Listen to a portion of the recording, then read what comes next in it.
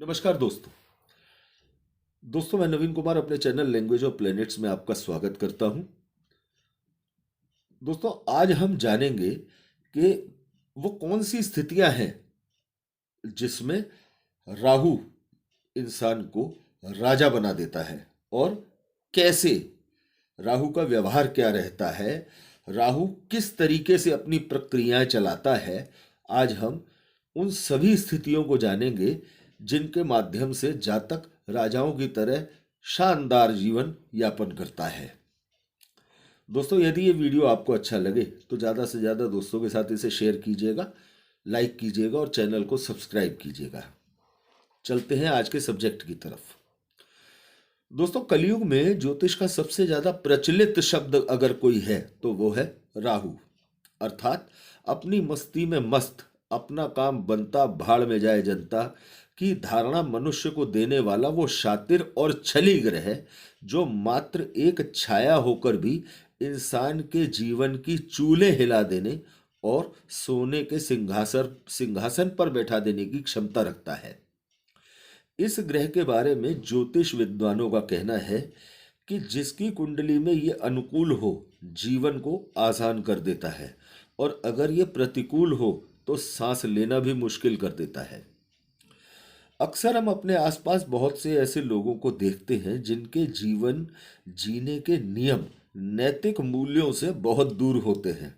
रात को देर से सोना, सुबह देर तक सोते रहना, दिनचर्या अव्यवस्थित रहना, फिर भी उनके पास हमें जीवन जीने के भरपूर साधन दिखाई देते हैं। उन्हें चिंता ही नहीं होती किसी बात की, हर फिक्र को हवा में उड़ा देना उनका स्वभाव होता है। ऐसा क्या है कि वो जीवन को लेकर इतने निश्चिंत हैं? ज़्यादातर ऐसे लोगों की कुंडली में राहु बहुत प्रबल होता है। याद रखें कि राहु की मस्ती पाने के लिए राहु बनना पड़ता है। ये लोग राहु बनना मंजूर कर लेते हैं, तभी ये लोग राहु को अपने जीवन में ठीक से उतार पाते हैं, और फिर क्या है, बस भौतिक जीवन का आनंद लिए चले जाते हैं। वो कौन सी स्थितियां होती हैं जो राहु इन लोगों को इनके जीवन में इतना निश्चिंत कर देता है? दोस्तों, इन स्थितियों से पहले 3 नियमों को जानना बहुत जरूरी है। पहला नियम है कि राहु कुंडली का कारक ग्रह हो, अर्थात लग्न के स्वामी का मित्र हो। दूसरा नियम है कुंडली में वृष, मिथुन, कन्या, तुला या मकर या कुंभ राशि में राहु हो। और तीसरा नियम है राहु कुंडली के ऐसे स्थान में हो जो राहु को सबसे ज्यादा पसंद है या राहु के लिए सबसे ज्यादा अनुकूल है, जहां बैठकर राहु अपनी हुकूमत आसानी से चला सकते हैं। अब जानते हैं दोस्तों कि वो कौन सी स्थितियां हैं और वो कौन से लक्षण हैं जो राजाओं की तरह इंसान को जीवन जीना सिखाते हैं। यदि राहु लग्न में हो और जो 6 राशियां हमने बताई हैं उस राशि में हो, तो जिस जातक के लग्न में राहु होता है वो जातक ये बात अच्छी तरह जानता है कि सामने वाले व्यक्ति को अपनी बात पर कैसे राजी करना है। ऐसे जातक का स्वभाव होता है एक ही बार में कई प्रेम संबंधों को मेंटेन करना या उनके बारे में विचार करते रहना। ऐसे जातक को अच्छी तरह से पता होता है कि उसे अपने जीवन साथी को कैसे राजी करना है। मंदिर जाने का कोई जबरदस्ती मन नहीं होता, फिर भी अक्सर वो अपने मित्रों के साथ, पत्नी के साथ या अपने परिजनों के साथ मंदिर आता जाता रहता है। कभी कभार धर्म के आचरण का दिखावा भी करता रहता है, और इस सब के बावजूद वो सबका चहेता बना रहता है, क्योंकि राहु की ये स्थिति उसे इतना व्यवस्थित बना देती है कि उसे किसी भी चीज की कमी जीवन में महसूस नहीं होती। यहाँ लग्न में बैठकर राहु सारी व्यवस्थाएं करना जानता है कि उसे पैसा कहाँ से आएगा, उसे किस व्यक्ति के साथ किस तरह से बात करनी है, उसे अपने कारोबार को कैसे हैंडल करना है, अर्थात उसकी पर्सनैलिटी को इतना शानदार राहु यहाँ बना देते हैं अपने उस ग्रह की मदद से जो लग्न का स्वामी है, क्योंकि वो राहु का मित्र है। तो दोस्तों यहाँ पर राहु उस पर्सनैलिटी को इतना निखार देता है कि उस व्यक्ति के अंदर की कमियां किसी को नजर ही नहीं आती, सिर्फ उसके शानदार आचरण को लोग देखकर प्रभावित होते हैं।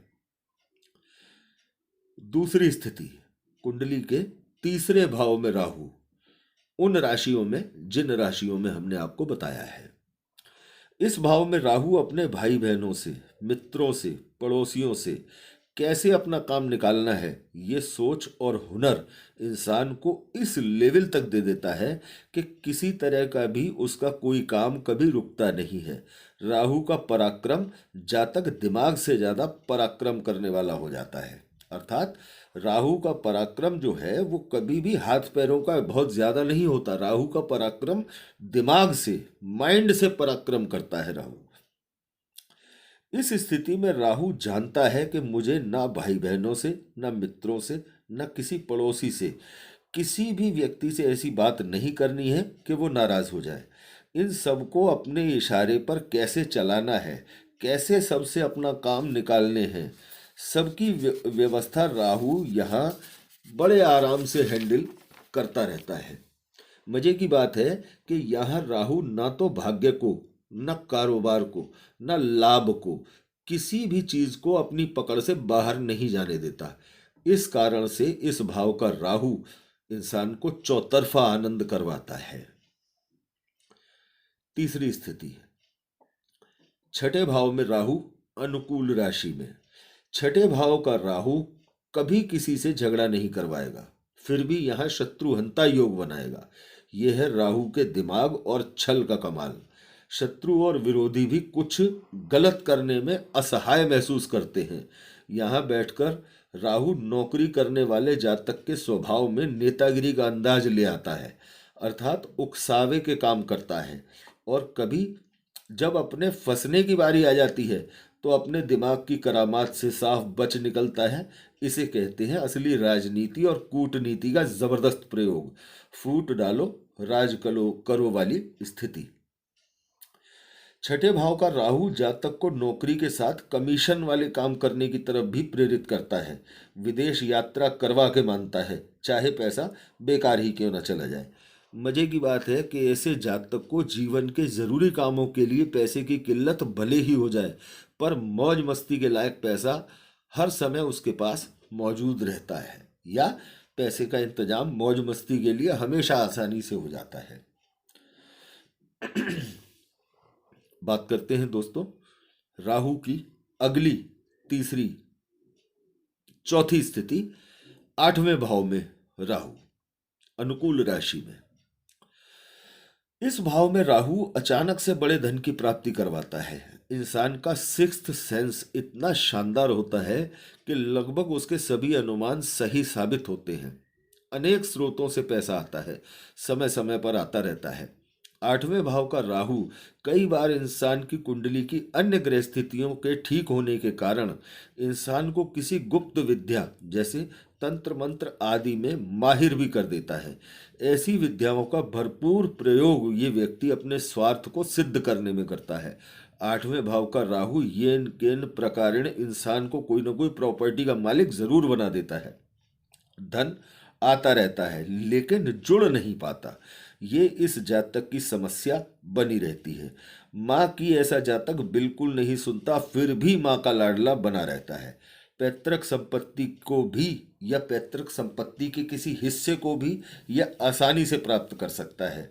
विदेश यात्रा का मौका और विदेश से आर्थिक लाभ भी इस स्थिति में राहु करवाता है। अगली स्थिति दशम भाव में राहु, अनुकूल राशि में। 10वें भाव में राहु राजा होता है और जैसे मन कर चाहता है वैसे ही व्यवहार करता है। धन कमाने के कई रास्ते बनाता है और सभी रास्तों से किसी न किसी मात्रा में धन आता भी रहता है।